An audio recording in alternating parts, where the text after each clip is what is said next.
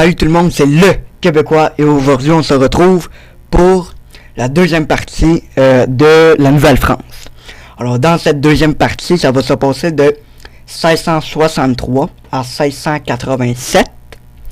Ça va être la prise en charge de la Nouvelle-France par le roi. Alors c'est parti. En 1663, le roi de France, Louis XIV, prend en charge la Nouvelle-France. Il va créer le Conseil souverain dans lequel un gouverneur va gérer les affaires militaires et les relations extérieures.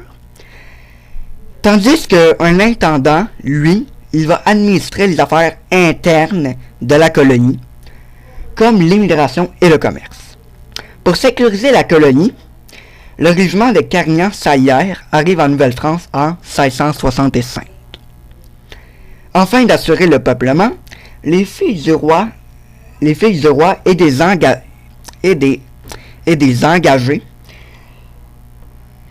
débarquent dans la colonie.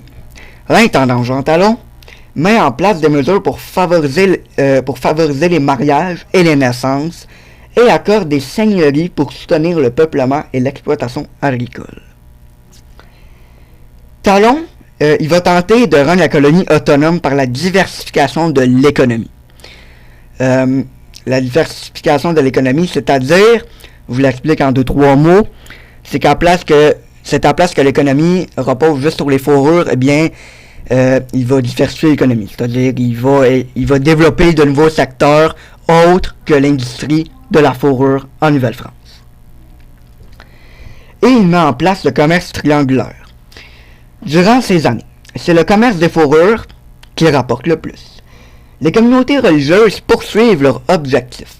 Elles fondent des écoles, des collèges ou des écoles, c'est la même chose, et des hôpitaux, ainsi que des réductions où vivent des autochtones domiciliés.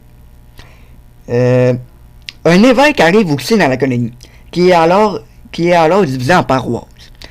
Enfin, des Français poursuivent l'exploration du continent et agrandissent le territoire de la Nouvelle-France.